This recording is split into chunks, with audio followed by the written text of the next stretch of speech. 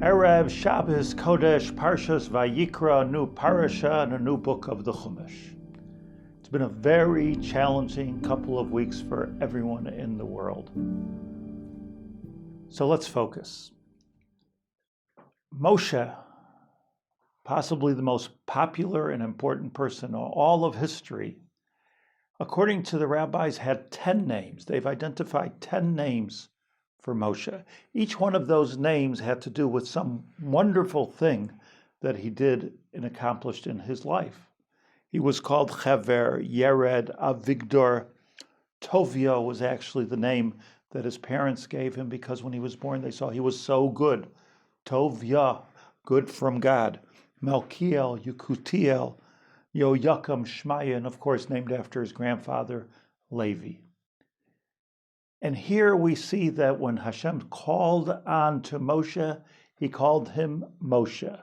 Moshe was the name that was given to him by an Egyptian, by the princess that pulled him out of the water. We all know the story about how she saved his life.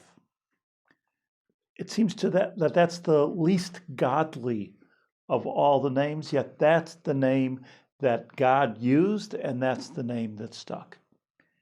And there's something so important to learn from this. Because with all of the wonderful accomplishments that are represented in all the different names of Moshe, he brought the Torah to the Jewish people, he connected the Jewish people to God. Nothing can be more important than the fact that he lived. He could have died as a baby in the Nile, but he was saved and he lived. And from this we learn that above all things that are important, above all considerations, and above all accomplishments, comes human life. Bisya, the daughter of Paro, who was so full of Egyptian propaganda and anti-Semitism, put a human life before all of that. And that we remember by calling him and by calling our children Moshe. What we need to learn from this, and this is so important for the difficult days that we're in, is that now we're challenged with having to put human life before everything, before the economy, before any joy that we might have, and very often before religion. Shuls all over the world are closing because of the coronavirus. But this is what Hashem wants. He wants us to prove that human life comes above all else.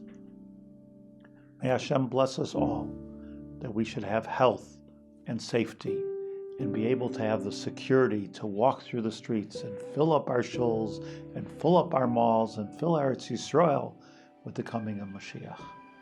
Shabbat Shalom u'mevarach.